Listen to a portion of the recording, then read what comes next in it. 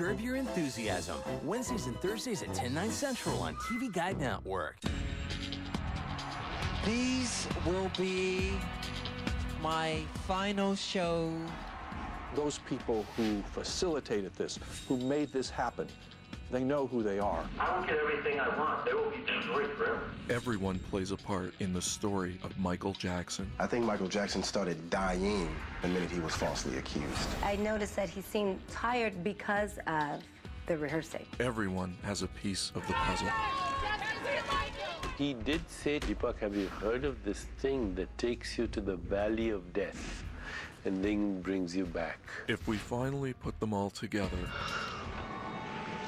what would we see in the big picture? All right, Michael Jackson is in the... Michael's body was placed on this gurney. Then the other family started to come. And she said, Frank, how is he? And I said, he didn't make it, Kate. She said, what do you mean? I said, I'm sorry, he passed. Michael was not going to get old. Michael did not want to get old. Michael was Peter Pan. It's a horrible Hollywood tragedy, an American tragedy, and a human tragedy. There are so many fragments of truth to put together when you unravel the mystery of Michael Jackson.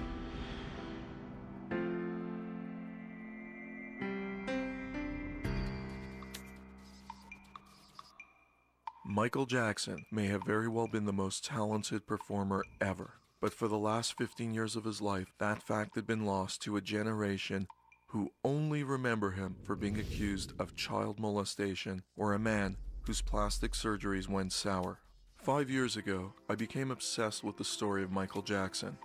As I watched the world turn against him, I began to gather evidence on the true story of the King of Pop.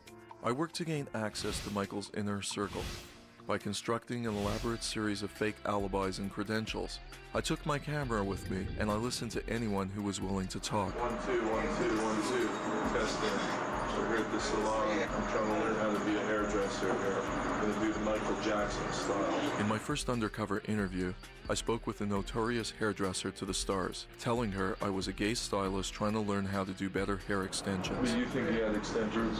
I don't think Michael would have used extensions if he would never got burned. You know, he had to use extensions because he had a big burn spot. What are you going to do? Every story I gathered was one more piece in the larger puzzle of Michael Jackson.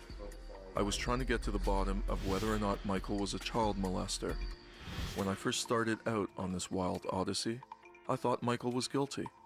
By the end of my investigation, I no longer believed it. I could not find one shred of proof that Michael had molested a child. In December 2008, I reported that Michael Jackson only had 6 months to live. 6 months later, the King of Pop was dead. He's not breathing, and we're trying to pump him, but he's not okay. That last night was wonderful. It was filled with many hugs and lots of laughter. And, as Michael was leaving, we asked him, are there any notes? He said, nope. And we said, okay, see you tomorrow. He said, great, see you at 2 o'clock, love you.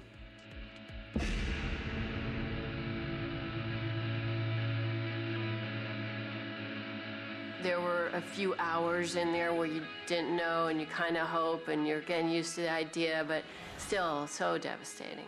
Everybody was in shock. We didn't expect him to die. He was just a good guy, and very few people like him. They're very vulnerable, very sweet, very giving, loved all people. People talk about his talent, and they should, because it is great. But I think, for me, more importantly, we lost a great person. And certainly I lost a good friend. My worst fear occurred when Michael died. Like the rest of the world, I was completely devastated. I had hoped his handlers would wake up and get him the proper medical help he desperately needed.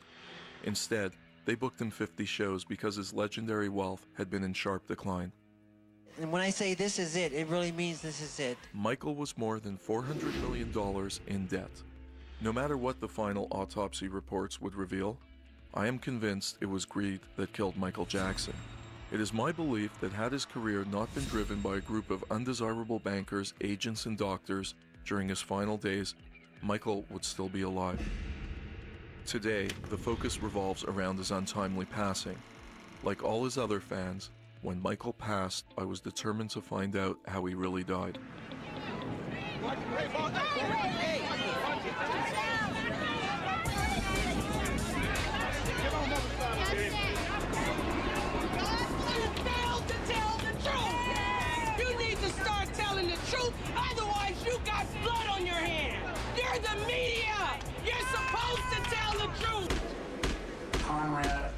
Conrad Murray. Is that your true name, sir? All right, counsel, wait for the reading of the complaint statement of rights. We're going to waive the reading of the complaint, Judge, and just enter our plea of not guilty to that complaint. All right, not guilty, please enter. Denial. The atmosphere was tense. It didn't last long, 20 minutes. Dr. Murray didn't speak much. When he got into the courtroom, he was basically about to cry. He seemed to be completely frightened by Michael Jackson's fans shouting at him, you are a murderer, you're a murderer, and really frightened and emotional about the whole thing. Dr. Murray is going to be remanded into the custody of the Sheriff's Department, and bail in this particular case is going to be set at $75,000. Now, one of the other restrictions that I'm going to put that I told the attorneys, I'm going to limit your practice of medicine. You may not, under any circumstances, use any anesthetic agent, such specifically propofol. You're not to be using that, you're not to prescribe that, you're not to have it in any manner whatsoever. Do you understand that? Dr. Conrad Murray is accused of giving Michael a fatal dose of propofol, an anesthetic used to help him sleep on the night he died. If convicted, Dr. Murray could face up to 4 years in prison. LA Judge Keith Schultz imposed a stiff bail of $75,000, triple the bail in similar cases of this nature. Dr. Murray posted the bail shortly after the hearing and was released. Everyone is still determined to find out what really happened to Michael. People have been chasing the true story of Michael Jackson for years, but nobody has put all of the pieces together. And nobody has the evidence I've gathered from Michael's inner circle. No one has the secret tapes I have. When we'll live in a perfect paradise earth, where there's no more death, it promises that. That's my #1 dream. To achieve that. Is destiny you're afraid of? I don't want to see it. And this is what the big picture of Michael Jackson looks like when you put all those broken pieces together. Security in the house. The paramedics are running up the stairs. I got there were people starting to inundate UCLA. She said, Frank, how is he? And I said, he didn't make it, King. The media and fans were indifferent about whether Michael would be able to once again command the stage. Amid growing reports of bad health, Michael seemed nowhere near 100% to perform. Would Michael finally convince everyone he was ready to take the world back? These will be my final show. This is it, and see you in July. The final rehearsal seemed to go without a hitch. Hours later, Michael lapsed into a drug-fueled emotional breakdown. The next day, the world would mourn the biggest music icon since John Lennon and Elvis Presley. June 25th is going to be a beautiful day today in Los Angeles, California. The day of June 25th, I get into work as normal. It's a normal routine for me. Start making breakfast. The kids are there. They're playing with the dog. You know, we're all in the same area. It's a beautiful day. Dr. Murray comes downstairs in a panic. Yelling and screaming, go get Prince, hurry, go get help, get security.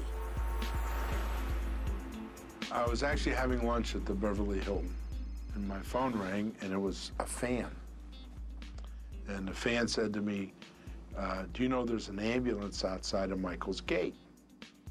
I got a phone call from Randy Jackson, said that Michael had been taken to the hospital. The first indication that something was wrong with Michael came from celebrity blog TMZ. A 3-sentence story posted on its website claimed that Michael had been rushed to a LA hospital with cardiac arrest. The internet came alive, with media outlets across the world instantly picking up the story. Confusion reigned for a couple of hours about whether Michael was in a coma or had died. While I was waiting for my flight in the terminal, you could start seeing the buzz. I mean, people were starting to watch TV, and Michael Jackson just went to the hospital. All right, Michael Jackson is in the hospital. He apparently suffered a heart attack. He was picked up at his home close to half an hour ago. This is a CBS News special report. Everything stopped. All of a sudden, you turn on the TV, CNN is saying this. He is in a coma. right now. NBC is saying this. That a 911 call was made from Jackson's home. This is really bad. Because the heart stops first. Media. It was the international media. And then there would be throngs of fans. I thought it was the whole. Yeah. I called his assistant. I said, why is there an ambulance outside the gate?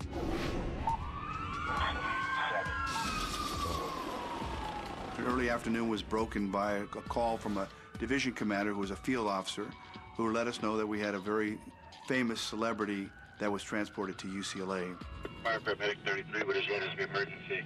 Yes, sir. I need an ambulance as soon as possible, sir. We have a gentleman here that needs help, and he's not breathing yet. He's not breathing, and we're trying to pump him, but he's not. Okay.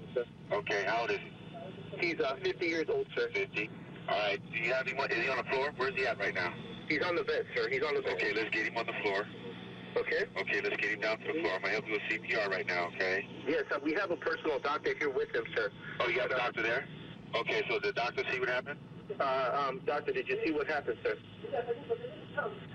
Sir, you just, if you can please. We're on our way. We're on our way. I'm just passing these questions on to my paramedics while they're on the way there, sir. Thank you, sir. He's pumping his chest, but he's not responding to anything, sir. Please. Okay. We're on our way. We're less than a mile away. We'll be there shortly. Thank you, sir. Thank you. Okay, sir. You know, at that very moment, I'm seeing paramedics in the house. I'm seeing the security in the house. The paramedics are running up the stairs. The children are crying, I'm crying, and we're holding hands and we're praying out loud.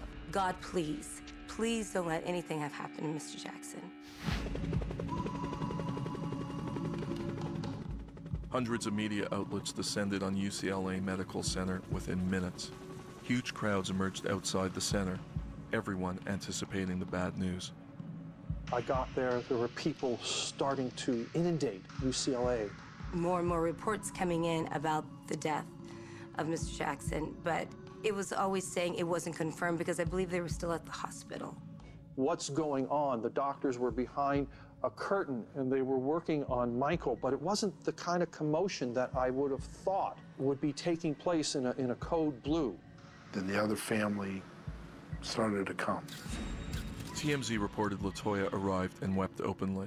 Soon after, other members of Michael's family started arriving. So we sat there for a few minutes and the nurse came out and I stood up and I said, how is he?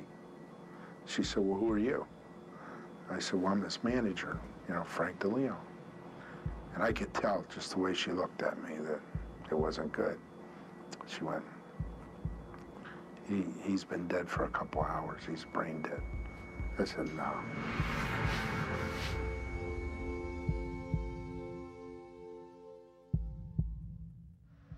LaToya was slumping to the floor, crying. And I knew that there was nothing anyone could do. Then I went in there, Dr. Murray was with me, and there was a social worker and a cardiologist, everything I asked for. And she said, Frank, how is he? And I said, he didn't make it, Kate. She said, what do you mean? I said, I'm sorry, he passed. She grabbed me and cried, and I cried with her. And I had to tell the children. And that was not an easy day. Stunning news out of Los Angeles today. The king of pop has died. He was A huge crowd of onlookers, photographers, and reporters gathered around UCLA Medical Center as Michael's brother, Jermaine, emerged to announce the tragic news. Jermaine? This is hard. My brother, the legendary king of pop, Michael Jackson, passed away on Thursday, June 25th, 2009 at 2:26 p.m. And may Allah be with you, Michael, always. Love you. I turned on the radio and I hear that Mr. Jackson had passed. I pulled over in my car. I completely broke down. I'm sorry.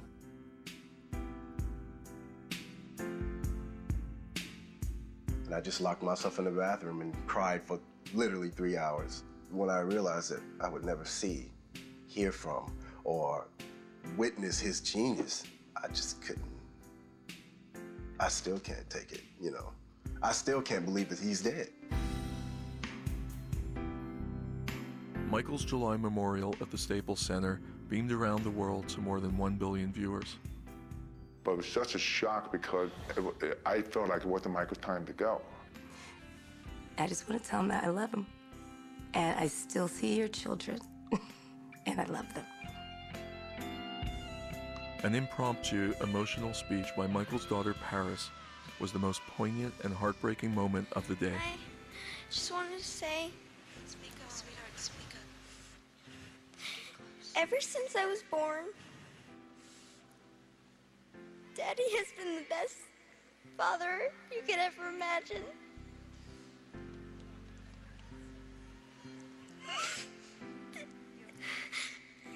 And I just wanted to say I love him so much.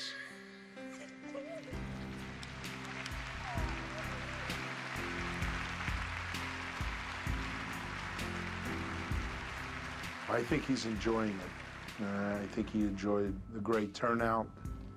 He enjoyed the great love that has been sent to him through all the fans and people that knew him. Yeah, I think he liked it a lot. I really do. Some people are satisfied just living life every day, and some people are determined to make other people happy through their art and what they do. And to me, that's wonderful. When I was brought into the fold, there were 10 shows. They're all sycophants. They're parasites. Michael's body was placed on this gurney. Dr. Murray was inside this ambulance by Michael's side. In the months after Michael's death, everyone was rushing to cash in. Every network aired a special tribute. Sony and AEG were rushing out a new movie. None of this surprised me. I've been following this saga for 5 years. I've talked to dozens of Michael's friends and employees. You saw him in the last 6 months of his life. How did he look? Did he look healthy? Was he happy? To me, he seemed very happy, very enthusiastic, very energetic, very upbeat, and with big plans. I've gone undercover, and everything I discovered led me in December 2008 to predict that Michael had only 6 months to live. 6 months before Michael died, there were insurmountable factors that set his death in motion. Number 1, debt. Years of legal bills and extravagant living had tapped Michael dry. Record sales were not what they once were. Everyone around Michael needed a handout. There was a lot of stress with the money. He owed people a lot of money. Michael lived beyond his means. He also felt that he could leverage himself to any amount of money. Oh, you need money? Let's borrow it. Oh, well, we got equity here. Do you want that equity? Yeah, sure, why not? Even though he should have been, by all accounts, a very wealthy man, he didn't have people around him that were helping him to protect his assets. Michael needed a mega comeback to bring in new revenue. Then came the announcement for one last tour that would put him right back on top. This is the final curtain call. We were creating the This Is It series of concerts for London's O2 Arena. When I was brought into the fold, there were 10 shows. And then after the overwhelming response, then there was the decision, the collective decision, because Michael Jackson never did anything he didn't want to do, the collective decision to do 50. As soon as I heard about the concerts, the 50 concerts, and his performing, I said, that's it. It's never going to happen. I don't think that Michael had the physical wherewithal to do 50 concert dates. And in fact, the people involved in negotiating said very clear he did not know that there was going to be 50 concert dates. He thought that it was going to be only 10. They had enough requests to do 85 shows. So they went to Michael and they said, look, we got a request to do 85 shows. What do you think? He said, I just want to tell you, and I want to be honest with you, Michael, so you get this right now. 50 shows doesn't get you out of debt. I said, we got to do a lot of stadiums to make this up, but we can get this all under control. And he was fine with that. I don't think Michael would have been fine with doing only 10 shows. You know, that would have been, you know, not as many people. He agreed to it. He signed it. Now, he would say to people, oh, I went to sleep and I agreed to 10 shows and I woke up and now I'm doing 50. That's his way of saying, I agreed to do 10, but by popular demand, I have to do 50. The debt alone could not have pushed Michael to take on an overwhelming obligation of 50 shows. There was a second factor that never materialized: Michael's inner circle. People around Michael Jackson were what we call enablers. They had a lot to gain from him and a lot to lose from him. He was dependent and ruled by others, and that really contributed to his demise. He had ruthless people around him who found him to be extremely vulnerable. They're all sycophants. They're parasites, most of them financial parasites. He was surrounded by people who were just interested in how much money he can make for them. If he had an ache or pain, someone would say, take this.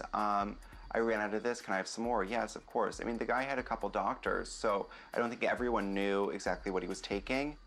Of all the doctors around Michael in the last 6 months of his life, one in particular emerged as a powerful player: Michael's personal spokesperson, Dr. Tome Tome. Shortly after I made my prediction that Michael had only 6 months to live, Dr. Tome Tome told the media that my claims were a complete fabrication. I was suspicious about Dr. Tome, especially after I did a background check on him with the American Medical Association. I couldn't find any evidence that he was indeed a medical doctor. I don't know where Tome came from. He was there.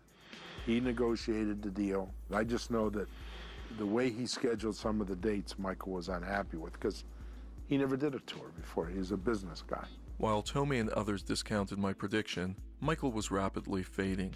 The worldwide media started to pick up the story. I think it was part publicity and part legitimate medical issues. I don't think anyone would deny that he was suffering in those last months of his life. He had issues with his lungs, he was anorexic, he was weak, he was in constant pain.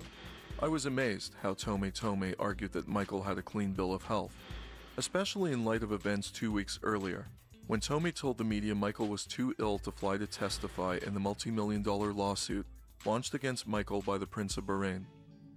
Despite growing reports, Michael passed a physical exam for the 50 shows that has since been called into question. How is it humanly possible that he passed the physical for the AEG performance in London? One of the things that we all want to see is that physical examination. How in the world could it possibly be unless somebody had their eyes closed? How does a so-called healthy person end up in cardiac arrest in the back of an ambulance?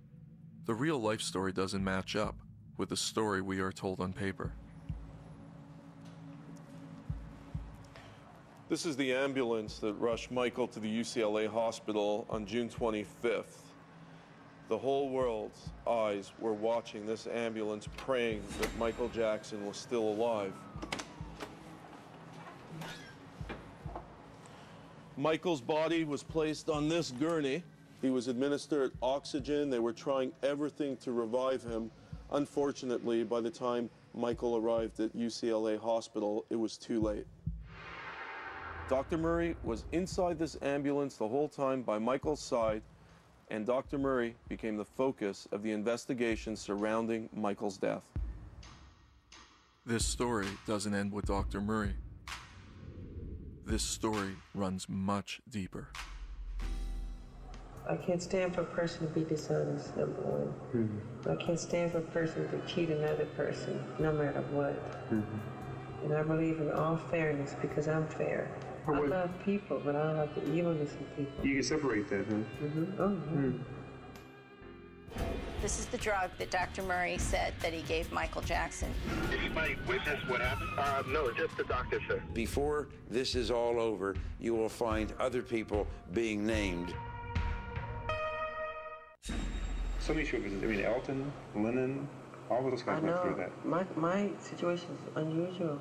There's probably not one who's done it, who's had my success and not been affected by that stuff. In the aftermath of Michael Jackson's death, public interest intensified as bizarre details of the investigation leaked out.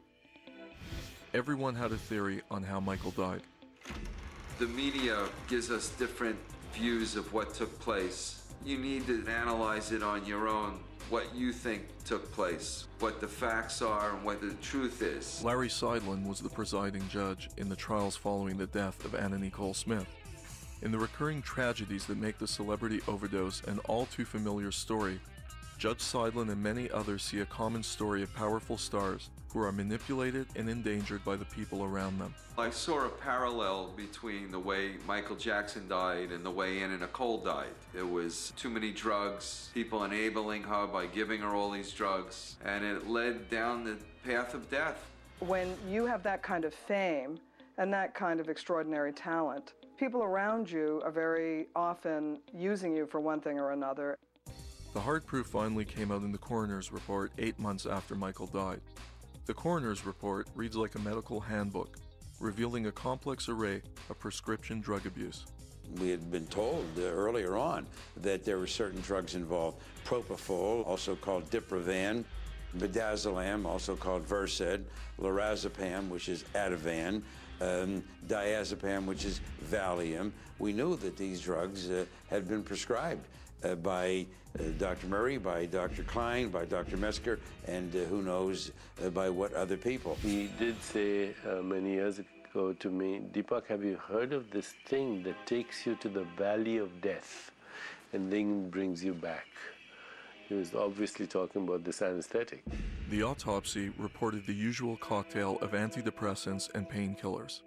But what shocked everyone was the official cause of death, acute propofol intoxication. The report ruled Michael's death a homicide as a direct result of the actions of his personal physician, Dr. Conrad Murray. He was somebody that we really never met. That was the person that Michael wanted to take on tour. He picked him, we didn't. This is the drug that Dr. Murray said that he gave Michael Jackson. It's called propofol, brand name Diprovan. It has to be put through an intravenous line. I know of no case, I've not seen one in all my years, in which someone has died from propofol drug abuse. And the reason is this is not a drug that you buy over the counter. It's not a drug that I as a doctor can prescribe for you. It's a drug that is found only in the hospital. Aside from Dr. Murray's lack of training as an anesthesiologist, there are indications in the autopsy report and the 911 calls that Murray failed even the most basic emergency procedure. Is somebody witness what happened? No, just the doctor, sir. The doctor's been the only one here. Oh, you got a doctor there? Okay, so the doctor see what happened? Doctor, did you see what happened, sir? There was a doctor there, and the doctor was doing CPR on the bed. He's pumping his chest, but he's not responding to anything, sir. Please. Is he on the floor? Where's he at right now? He's on the bed, sir. Firefighters, realizing that that was a wrong procedure, gave them orders to take the patient, Michael Jackson, off the bed so that you had a firm surface on which to do CPR. Okay, let's get him on the floor. Okay. Okay, let's get him down to the floor. I'm going to help you with CPR right now, okay? Not only are Murray's life-saving efforts being called into question, his basic reporting of facts in the police report are now in dispute. Conrad Murray told the police originally that at a certain point in that day, he found Michael Jackson having trouble. And then at that point started to do whatever it is he was going to do to help him out. But then that was contradicted by the phone records. The police naturally got the phone records, and when they saw the phone records, they realized that after that time that Conrad Murray gave as having first noticed Michael Jackson was in trouble, Conrad Murray was talking on the phone to other people. In a calm, business-like manner, Dr. Murray made several phone calls that would have occurred after the time he told police he found Michael unconscious. This is Dr. Murray from Bob. Hi, how are you? Sorry I missed you. Just wanted to talk to you about your results of ECP. Even if Dr. Murray's details were understandably confused in the rush of events that day, the biggest question remaining is how it took nearly 90 minutes from the time he discovered Michael to the time he instructed security staff to place the 911 call. We call it the golden hour. If paramedics can get on scene and spend as much time as necessary to stabilize the patient, chances for his life to be saved are great. I think he got really scared. He realized Michael Jackson, this is Michael Jackson. You know, it's just not anybody. He's laying there, no pulse, unconscious. What is he going to do? It's a panic situation. He was there to take care of Michael Jackson as a physician. He had an ethical, moral, and professional responsibility, and he failed. He failed abysmally. He is a trained physician. You don't do something that you know is wrong, and you don't do it because the patient says, hey, doc, let me tell you, man, what really works for me. Anesthesia is not sleep. It's not the same. So you don't feel the same when you wake up. You don't feel rested. It's not a treatment for insomnia.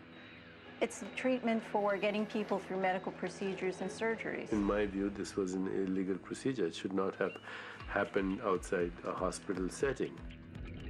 The autopsy report seemed to generate more questions than it did answers. Too many loose ends have contributed to a growing course of questions and theories of a larger conspiracy and even a cover-up. When you read the autopsy report, the first thing that strikes you is the fact that propofol and lidocaine were found in Michael Jackson's stomach contents. There are only two ways that the lidocaine propofol mix could have gotten into Michael Jackson's stomach. One, he drank it himself, or two, Conrad Murray put it in there. Neither theory has been proven in a court of law, but has only added more suspicion and speculation as to the validity of Dr. Murray's story. The dosage that Conrad Murray says he gave Michael Jackson is not believable. This is how much propofol we use to put somebody to sleep. To keep somebody Michael Jackson's size to sleep for hours, you would need at least 10 to 14 of these bottles. This is how much Conrad Murray says he gave Michael Jackson, 25 milligrams, to keep Michael Jackson asleep for 8 hours. Conrad Murray, this little 25 milligrams that he claims that he gave Michael Jackson, there's no way that that would last for 8 hours, nor would it keep anybody asleep for any period of time.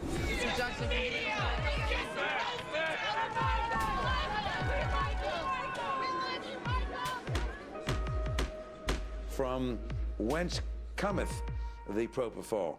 Who prescribed it? Who obtained it? And that's why I think that there are more people involved, and I believe that before this is all over, you will find other people being named. You gotta wonder if he wasn't killed. My first thought when the movie was over, this is it, they killed him. Because they don't have to mess with him anymore. They have all this music, all this footage. We're gonna have Michael Jackson till the day we die. It seems like everybody's better off and richer without Michael. I've heard that a lot of folks say that Michael was worth more dead than alive. It breaks my heart to hear this. Is it true? I don't know whether it's true. Time, I think, is the only judge that we can ever have of that. We don't know what happened behind closed doors. We don't know what happened in his house. What we do know, and as an observer of celebrity culture, it's not really a surprise that he ended up an addicted person and the people around him using and abusing him endlessly. It's a horrible Hollywood tragedy, an American tragedy, and a human tragedy.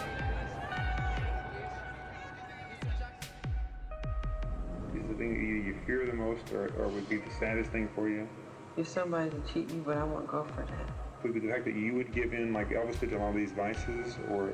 Oh, I know that's not going to happen. You don't even worry about that. No. We knew that Michael had a medication problem. Hey, good morning. Hey, Mr. Farino, thank you. How are you? How was he without a shirt? Was he toned? Yeah, all white. All white? White. I hate Pepsi. Or you want to say that, though? I really not. No. I can't stand Pepsi. I hated doing that dumb commercial. In the wake of Michael's passing, every day unveiled new evidence of how Michael's downfall began decades ago.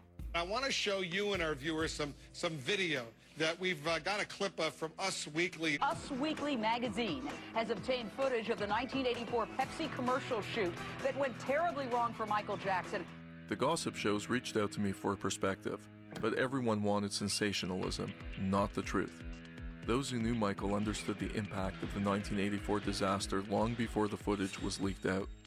Yeah, I was present at it. I did not manage him at that moment. I watched all the takes. We were done. I said goodbye. Then they called for one more take. There you see it, his hair, his head, his scalp catches on fire. That was a terrible, terrible day, and that caused him a lot of pain, a lot of discomfort in his life. Author Ian Halperin. Jane, let me tell you one thing about all this. Now's not the time to dig up the skeletons about Michael Jackson. The world's in mourning. His family's in mourning. We got to focus on a proper investigation. He did get addicted to the drugs after the Pepsi accident. Throughout all of Michael's life, we knew that Michael had a medication problem. Nothing stopped him from performing, but he had this problem. Did anybody ever tell him he was a mess? Did he have people around him who could tell him the truth? Probably not. There were some signs, and I was concerned about it, but he assured me that he had been going through treatments for years. As long as it was being done reasonably, it was okay, I guess, but it got out of control. I would take him back to his room, sometimes having to carry him to his room, unzip his boots, put him in bed, and then I would sit there for 3 or 4 hours and watch over him, make sure he was still breathing. Unfortunately, the addiction was then perpetuated by doctors. But once you're an addict, then you do ask for the drugs. If you're exalted, if you're the king of pop, if you're Michael Jackson, you never have to hear the word no. Michael was a very powerful man. He had a powerful mind and he had a powerful wallet. He was able to buy doctors. There's a drug for everything, right? Your leg is restless. There's a drug. He asked me once for a prescription and I refused, and that was a while back, and he never asked me again. I did ask him about it in March. I said, Micah, I said, I don't want to really bring this up, but is there anything, do you need help? Are you taking anything? And he got very indignant. He got mad at me. I was amazed that no substantial intervention seemed to have ever occurred, even after numerous rumors of health issues arose during rehearsals for This Is It. There have been very mixed reports. You can talk to a choreographer who says he was brilliant. You can talk to somebody who said he came in a wheelchair. In order to find out if Michael was fit enough to do the 50 concerts, I sought out Michael's longtime personal trainer, the Incredible Hulk, Lou Ferrigno. Hey, good morning. Hey, Mr. Farino. Thank you. How are you? Very good. How's it going? I posed undercover, telling Ferrigno I was an out-of-shape gay canoe instructor from Canada who desperately needed to lose weight. You were the man. I mean, he was in shape. Yeah, I know him for 20 years. We spent a lot of time together. Wow, so this is... Yeah, this is my torture chamber. This is where I do the private training. Michael is a celebrity. It's private. It's one-on-one. Could you give me the Hulk pose like this? Would you do that? Okay. Okay. Now, could you run me through a bit of the exercises you were running Michael through for the This Is It tour? Yeah, you want to take your sweatshirt off and loosen up? I was surprised to hear that the training was a fairly casual process, full of the playful banter Michael loved to share with all his friends. Well, Michael came here. At times, he would have a mask on, glasses, the black hat, gloves. And I said, why are you wearing a mask? He said, I want people staring at me. I said, Michael, 10 o'clock at night, there's nobody here. Please take the mask off. So he would just look around and just take the mask off. Then he started playing with my lights.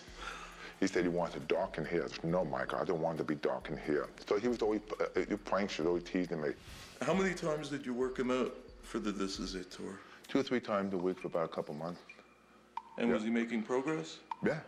He was physically able to do 50 concert dates. He always was in good health. Well, the last meeting I had with him, which was to discuss a book, I thought that he really wasn't in any shape to do anything. He was very weak, he was very fragile. I found it to be extremely disturbing.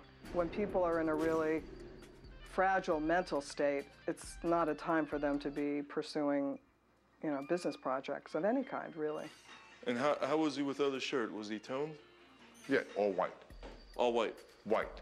White like you. Are you serious? White.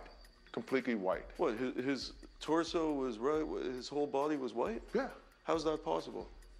I have no idea. So far just seeing who's in better shape, me or Michael. And be honest. You. Jackson wanted to be light as he can be because of his dancing. He didn't want to put on weight. He was a fanatic about it. So that's why when he came here, we got on the scale to make sure he weighed the same. I said to Michael, it's not how much you weigh, it's not the scale, it's how you look in the mirror. But what's interesting, though, he had a complete physical, and he passed with flying colors. He saw a doctor here in New York. He gave him what was later described as the body of a NASA astronaut. There was a lot of money at stake, and when that kind of thing happens, people collaborate to make it happen. Now, I do know that the company in Britain didn't believe the report. Bearing in mind, he was packing literally to go to London when he died. So in the next few days, they had demanded a second medical when he arrived in London. As rehearsals intensified and fatigue set in, Michael's need for escape grew desperate. Michael had to get on stage at any cost. What Michael Jackson wants, Michael Jackson gets. So if he was to say to Conrad Murray, I cannot sleep, you've got to help me, obviously Conrad Murray did what he felt he had to do to help him sleep. All I heard during the final weeks of Michael's life is that he was missing his rehearsals. He could not rehearse. AEG announced that there was going to be a postponement. That's the fact. That's what was happening. What you see in the movie, I think, is not an accurate reflection of what really was taking place. I saw that movie, This Is It, and I saw how hard he was working and training, and he was phenomenal. But he was a fragile, 135-pound man, and the pressure eventually, his heart just gave out. It's impossible to name any single cause in Michael's passing. The real cause may be many decades of turbulent times and many lies in the past. Is that something you just insist on, or is it something that... I insist on it. I want to sail my own course. I'm the captain of my ship. I take suggestions. I'll listen to what everybody has to say, but the final decision is mine. And Jesus said to love the children and be like children. I think he was a classic pedophile. The evidence showed this was a complete setup. I don't get everything I want. There will be destroyed forever. I think that's my greatest inspiration. It is. Like, I mean, I love Disneyland and stuff, but I go there. Like 90% is me watching the kids. My involvement with the Michael Jackson case actually began on June 13, 2005, as a breaking news alert flashed on TV announcing that the jury had reached a verdict in Michael's child molestation trial. We, the jury, in the above entitled case, find the defendant not guilty of lewd act upon a minor child. The crowd outside the courtroom went wild. A woman released a white dove for each count Michael was acquitted. The prosecution had completely failed to even get one conviction. Michael was free.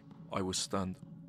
I thought this was another O.J. Simpson travesty, where a high-priced legal team helped the guilty celebrity walk free. There he is now, leaving the courtroom, waving to the fans. As the father of a young child, I found the idea that a sexual predator may have evaded justice repugnant. I decided on the spot that I was going to bring Michael to justice in some way. I was fuming. I thought we had another O.J. Simpson running around. I thought it would take me 2 weeks to nail Jackson, prove to the world that he was a child molester. Much of what I discovered did not present Michael in a positive light. I think he was a classic pedophile. He very often befriended the parents first, or he picked children who came from broken marriages, who were vulnerable. I remember just thinking how weird he was in every way. And certainly an adult man hanging with kids and rolling around with them and no parents around, it was freaky to me. The first allegations of pedophilia stemmed from the 1993 case of Jordan Chandler, after the boy's father, Evan Chandler, sued Michael Jackson for allegedly molesting his son. The investigation dragged out into a scandalous series of headlines. The tabloids went wild. After Jordan Chandler gave police his testimony, the DA's office subjected Michael to a rigorous physical exam in order to corroborate the accuser's description of Michael's body. I have been forced to submit to a dehumanizing and humiliating examination. They served a search warrant on me which allowed them to view and photograph my body, including my penis, my buttocks, my lower torso, thighs, and any other area that they wanted. Jordan Chandler told police that Michael was circumcised, but there were problems with his testimony. The physical description and the results of the search did not match up. Something just doesn't make sense about the 1993 accusations at all. The evidence showed this was a complete setup. Eventually, secret audio recordings came to light, revealing the father, Evan Chandler, making plans to destroy Michael Jackson both personally and professionally. This man is going to be humiliated beyond belief. And not believe it. He will not believe what's going to happen. It's beyond his worst nightmares. This is not just evidence as it ordinarily develops. If I go through with this, I win big time. I will get everything I want. There will be destroyed forever. I called him up and he said, "Do you believe this?" I said, "Michael, I know exactly what happened." I said, my advice to you is to fight it. He said, "I am." As the allegations wore on, Michael continued to fight back. I get tired of situations like this, where people completely lie on me, and I'm sick of it. But in 1994, Michael's insurance company abruptly stepped in and settled the case out of court on his behalf. Part of their theory was, you're going to go on tour, we have an album coming, and they caused him to take the easy way out, which really became the hard road. And he decided to settle. People say, hey, it's an indication that he was somehow responsible or a confession of guilty. Because he was not in control of it. Although Michael was pressured into settling to avoid derailing his world tour, the tabloids and the public looked at Evan Chandler's reported $22 million payout and perceived guilt on Michael's part. Relentless jokes and accusations of pedophilia would torment Jackson for the rest of his life. I think to all appearances, it was suggestive that he was, but people didn't realize that, you can have this obsession with children and be a child without having any sexual component to it. It was just kind of this place that fell straight out of your fantasies and dreams. I mean, there were movie theaters and bumper cars and carnival wheels and, endless playtime. 4 years after the 2005 trial, I interviewed hundreds of Michael's friends and associates. The more people I spoke to, the more it became clear that Michael Jackson was an innocent man. I had the ability to be around Michael 24 hours a day, 7 days a week. I never saw anything inappropriate. If I had seen anything inappropriate at that time, I'd be the one to be slapping cuffs on Michael and take him down. A lot of people said, Michael, don't have any kind of connection with kids. And he was rebellious. Don't tell me to change my persona. Like most people, almost everything I thought I knew about the case was wrong. I'd been influenced to a great extent by the irresponsible and heavily biased reporting of journalists seemingly out to get Michael. There was the public opinion that he settled back in 1993, therefore he must be responsible. When I arrived there was between 1,000 to 1,500 press people. They all thought he was guilty. The strain of the second child molestation case took a devastating toll on Michael's health. Michael appeared close to collapse several times during the trial. Not an emotion on his face. One can only imagine what roller coaster of emotions he may well have been going through. It affected his life, it affected his being. He was very angry and upset. I would get calls at 2:30 in the morning. Brian, why are they doing this to me? In the last few weeks, a large amount of ugly, malicious information has been released into the media about me. The information is disgusting and false. Through the years, I have helped thousands of children who are ill or in distress. These events have caused a nightmare for my family, my children, and me. I never intend to place myself in so vulnerable a position ever again. Please keep an open mind and let me have my day in court. I will be acquitted and vindicated when the truth is told. Thank you. And he was determined to fight that case because he was innocent. He was absolutely innocent in both cases. The jury understood it. The people who were involved in the case saw the evidence was absolutely overwhelming that Michael Jackson did nothing. My investigation of the 2005 Gavin Arvizio case clearly showed that the plaintiff and his family had a long history of trying to extort money and were charged with perjury and welfare fraud. I would find evidence of their fraud, defrauding the government at the very same instant that they were accusing him of molestation. I was unable to find the smoking gun I needed to reopen the case against Michael. By the end of my investigation, I thought Michael himself was the victim. The world followed the trial and never covered the fact that he was innocent as much as they tried to say that he was guilty. You don't see the clip in the courtroom where they say innocent, innocent, innocent, innocent 10 times. You never see that clip. You see all the other BS. And that's what's wrong. We were the ones, American press was the ones that did that to him. They were the ones that were killing Michael Jackson and making him go off the deep end. To your knowledge, Mr. Jackson, were you ever accused of having sexually molested Brett Barnes? Who would answer that? I think he was traumatized from the whole experience a lot. I think it just killed him. It ruined him. Michael just changed. Got a little more secluded. You didn't see much of him. And that was the end of him. I don't think he ever recovered. I think from the time that those accusations came out, that his emotions just went down and down and down and down. Judge Rodney Melville, he said to Michael Jackson, he said, Mr. Jackson, your bail is exonerated and you are released. Words that will be played, I'm sure, on countless occasions from now forevermore. But the world never remembered those words, and no one was ever exonerated from the shadow of the trial. Michael's image was forever tarnished. In later years, the 1993 accuser, Jordan Chandler, would file a restraining order against his father, Evan Chandler, for beating and macing him during a violent struggle. After Michael died of an overdose, Evan Chandler shot himself. He left no note or mention of his reasons. After Michael died, and all this dust and accusation and garbage about prior things was looked at from the point of view of, really, was it valid? I think the overwhelming response to him tells us the public now recognizes that was so much smoke and so much nonsense. I think we finally got through to the public that Michael Jackson never hurt a child. I love the whole idea of being untouched. I even like them undisciplined. You know, anything goes. Throw stuff and just be yourself. Jump on the bed. Put your shoes on the couch. I just love watching their behavior. He was done with America. He wanted to leave. To June, today was like being baptized in the sea of life. His life was the heights of ecstasy, but really the depths of agony. Wrongful accusations and relentless scrutiny from the police, the media, and the public had destroyed the sanctity of Neverland. He always used to say, you know, Neverland was, again, his sanctuary.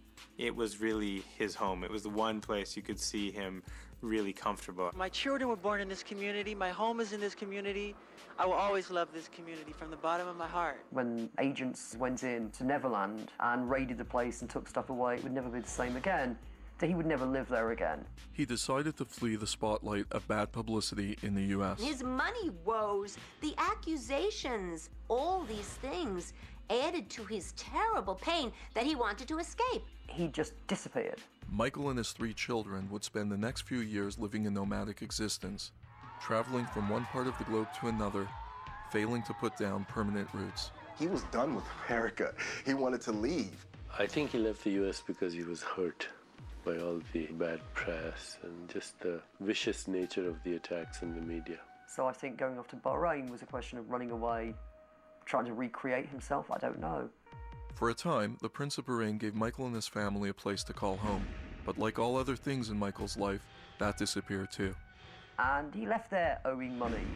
Once again, Michael needed to escape. We'd see photos of him in LA or in Europe, and they were always a little eccentric because he'd be wearing masks, or one day he'd be in a wheelchair, one day the kids would come out wearing masquerade masks, and you just never knew what would pop up next. Michael's quest for any kind of grounding sometimes led him to pursue higher powers at the risk of further losing his grip on reality. Could Michael's spirituality have impacted his attachment to this world? I paid a visit to one of his last advisors, the Reverend June Gatlin. I'm so glad for this opportunity because this allows us the privilege of really showing honor and giving honor to a man who is so great and so majestic. He's the reason we're here today. He was highly spiritual. Of course, absolutely. And a lot of people didn't know that. Michael was an explorer. He wanted to meet everybody. And he did have some spiritual leanings as well, and some spiritual calling. He sought spiritual advisors. Anybody who wrote a good book on spirituality, anybody who was to him a mystery, he wanted to meet them. Everywhere I went, there were stories of Michael's search from faith to faith for something that he never found. Some rumors went beyond ordinary faith and into superstitious fantasy. All the major superstars used to always talk about how to reach the gift giver because he's the one that used to control the world. And the only way you could reach him, you got to go into almost like a coma stage. And how Michael used to try to reach it was do the drugs and get into like a coma stage. I don't know if it was true, but these are conversations I used to listen to. These journals here are 2009. Are you interested in seeing something that, Oh, I'd love to. To June. Today was like being baptized in the sea of life, the most purifying of waters. You are a gift from God, and all your days on this planet continue to be blessed. I love you, Michael Jackson. That was May 9th. He was an amazing writer. People don't give him that due. He was a poet. Oh my God. Michael's a phenomenal writer. Michael believed in a muse. Michael believed in guardian angels. Michael believed in gift givers. Michael did say very frequently that the music came through him, that he wasn't composing it. And then I know his real voice. Tell me his real voice. How does it sound? It doesn't sound like, hi, it doesn't sound like that. I said, honey, I said, say your real voice. I said, say I'm great. I am great. I said, no. I said, say it in your real voice. I am great. I said, that's it, honey. Let's remember that he was taught the importance of the Bible from the time he was younger. He had some religious feelings all through his life. Can we say a prayer for him now? Can we do like a lead me through it? We're most grateful and thankful for the life whom Michael is, and I say thank you, and you may say thank you. Thank you. And so it is. That was beautiful. Thank you. He is. And so are you, honey. Thank you. Reverend June has a rare acceptance for Michael's passing. It may be that in death, Michael finally found the ultimate escape from a lifetime of suffering. Michael died. Spirit departed the flesh. It said, he gave it up. He wouldn't have left if he wasn't supposed to. As I tell people, there's no such thing as premature death. When you leave and you don't return into that flesh, you're supposed to be gone. And that's why people all over this planet feel him. Hasn't been anybody like him. I told him, never will be anybody like you, honey. Never has been, never will be. There's only one. Why do you think some people find it so hard reaching out to God? Because they can't see him. And people always don't believe in something they can't see. It's like seeing is believing. They have to see it to believe it. Mm-hmm.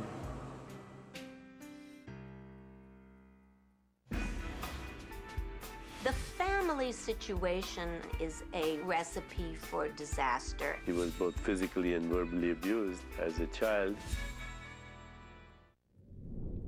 After Michael's death, there was an outpouring of love and support as the world grieved. But everyone was shocked by what they saw from the Jackson family. We all witnessed how when Michael was dead, you would think the father of Michael Jackson would show some kind of pain, but he's advertising his new record label that's coming out. Just days after Michael's death, Joe Jackson provoked outrage after speaking with CNN on the red carpet at the BET Awards. The last couple of days, I know it's been really tough for you guys. And? How low do you go? What about Janet and the rest of the family, the daughters and everyone? They're all doing fine. But I want to make this statement. This is a real good statement here.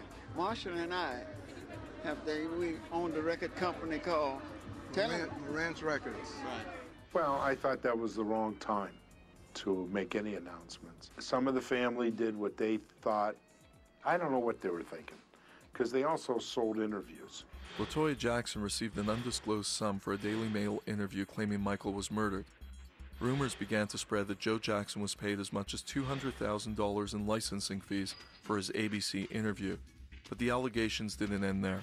When I found out about Joe Jackson, he would come to Michael's funeral, but only if he got paid by the city of Gary, a broke city. Yeah, I don't think that's love. The family situation of Michael Jackson is a real recipe for disaster. His family may have loved him and adored him. They also used him in different ways. During my investigation, I talked to a music industry executive who had witnessed firsthand Joe Jackson's stake in his son's career. It was the early 90s, and Michael was about to release a new single with Eddie Murphy. 6 weeks before the album comes out, we get a call from Joe Jackson. Joe Jackson said, you know, well, if you want this deal to happen, you have to give me a 20% publishing cut at my own publishing company. But it was a side deal that I don't think Michael even knew about. Even after Michael's death, Joe Jackson continued to lay claim to Michael's money. After Michael left nothing to Joe, Joe sued the estate for parental support to the tune of $15,000 a month. His claim was denied, and he is now in the process of filing a wrongful death suit against Conrad Murray. I gotta say that with all the commotion and criticism about Joe Jackson, he was a dang good father. He was always right there for Michael, no question about it.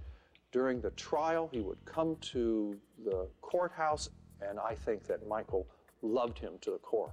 Early on in Michael Jackson's life, if you take a look at the trajectory of his life, he was a child star. You know, if you read the reports about his father was abusive. Michael used to tell me that he was both physically and verbally abused as a child. The kids were pushed really hard, and Joe was a very strict father. The traumas that this young Michael Jackson, this child, had to deal with were incredible. He had very bad acne, and I saw the pictures. He used to show them to me. Especially when everybody calling you real cute for a long time. Then, like, you know, I broke out real bad. And the more I was bothered by it, the worse it got. Not only does it become the food you eat, but you become subconsciously scarred by it. If we're taught at a very young age that we're ugly and that people have to accept us if we change ourselves to look more like them, then it's going to stick. You take somebody with that tremendous sensitivity and you traumatize them over and over again. It's no wonder that he ended up with body dysmorphia, you know, basically mutilating himself with plastic surgery. But it's like anything else. Once you do one thing, then you start to notice something else. He always wanted to be slender. He thought he was overweight. I'm a Black American and I'm proud of it, and I'm honored of it. The bleach skin rumor, which is a rumor, I don't bleach my skin. He was growing up. He grew up in front of our eyes. He wanted to be something different. He would, of course, have all those plastic surgeries to change his nose and cheeks and face and lips and hair, and also his skin color. I think Michael Jackson would do anything to improve his looks in his eyes.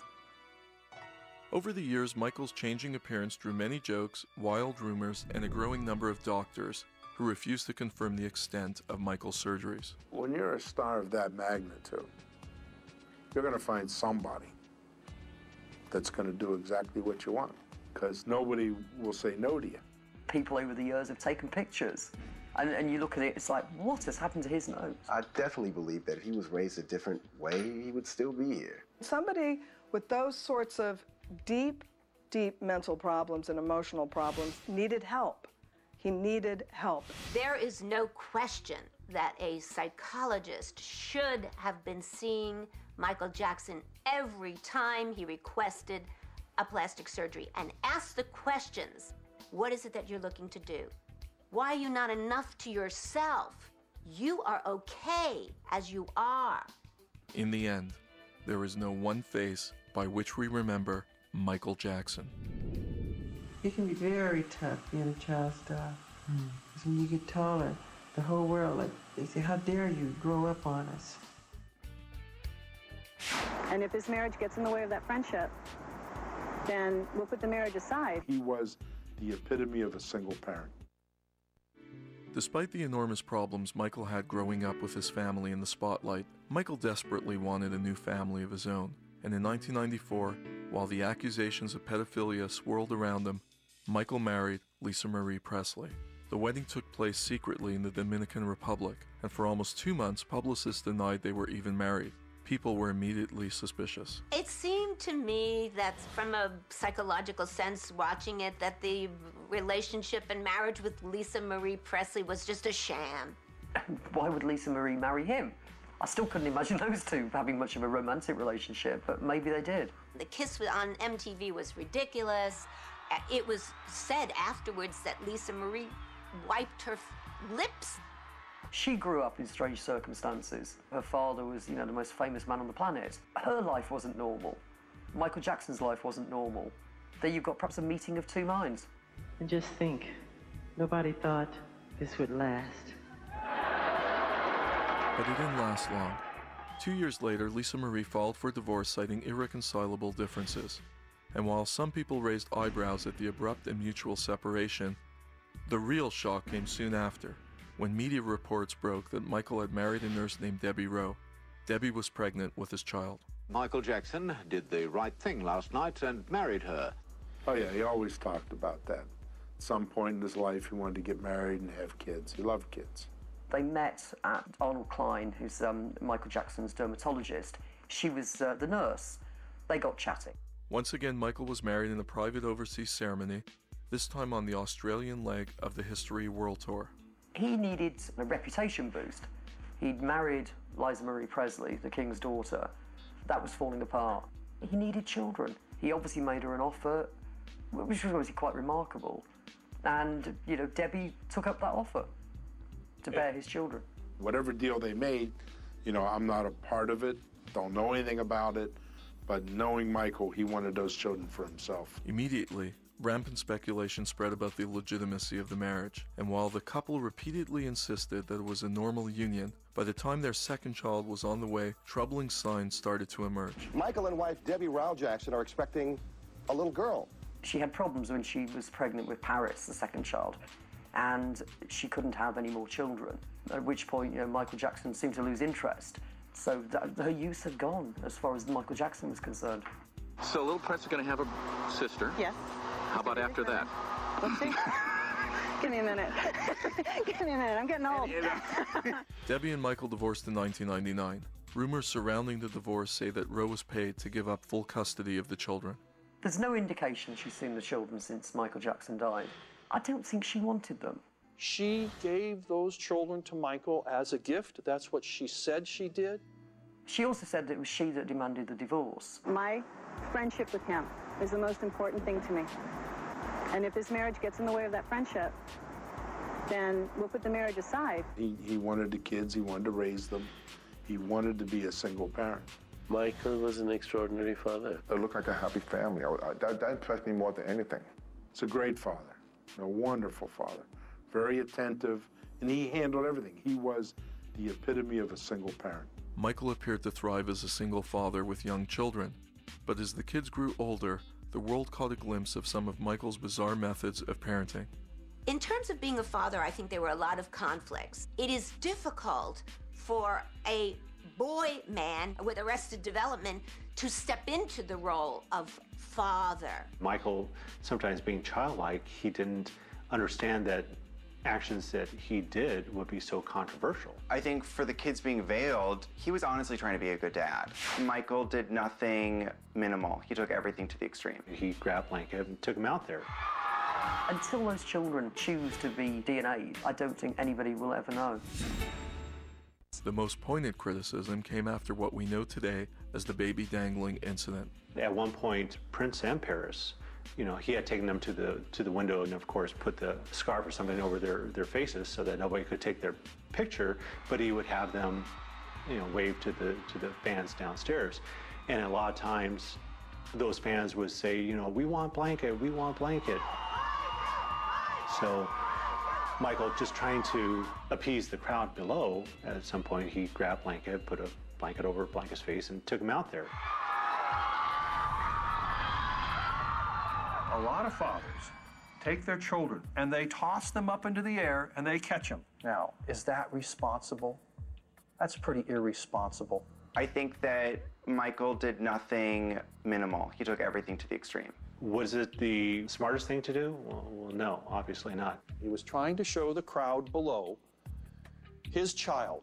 In his exuberance, in his excitement, he did something which was irresponsible. He recognized it as irresponsible afterward, but he did it. As the years went by and curiosity about the children increased, people started to question, whether Michael was really the biological father.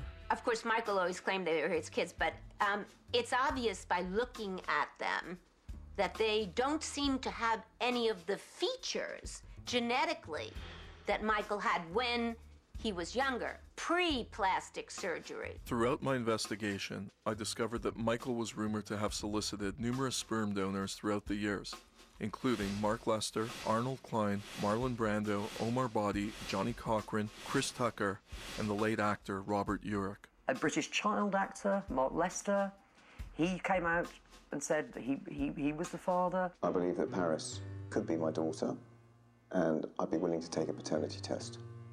Michael Jackson asked me in a private conversation whether I would be willing to donate sperm on his behalf. Michael always told me that he was the dad of Prince and Paris.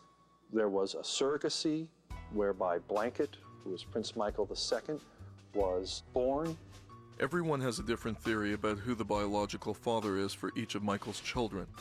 The most pointed speculation I found suggested that Blanket is the son of Omar Body, a Norwegian performer who Joe Jackson once claimed was actually Michael's illegitimate son. Others see a resemblance between Prince and Paris Jackson to Dr. Arnold Klein. Although Klein has admitted to once donating sperm, he has also stated that to the best of his knowledge, they are not his kids. Looking at pictures of Harriet and Paris, there's a very strong resemblance between the two of them. Until those children choose to be DNA'd and choose to name the father, I don't think anybody will ever know. In the end and through my investigation, I believe it is most likely that Dr. Arnold Klein is Prince and Paris' sperm donor and that Omar Body is Blanket's. But does it really matter? Because Michael was the man they really called Dad. When I watched him with those kids, they were his whole life. So it's sort of almost irrelevant. Michael was a great father, a superb, hands-on dad. Nothing would ever take that away. Whether those children are biologically Michael's or not, Michael was their father. End of story. In the wake of Michael's tragic and unexpected death, the world is closely watching to see what will become of Michael's children. He presumably wanted his children to have the childhood he never had. And yet, his actions, I have to say, in, sleeping, not sleeping, taking pills. They're highly intelligent, the children, and they're very artistic and very creative. Their daddy made sure of all of those elements. But you never know. You never know.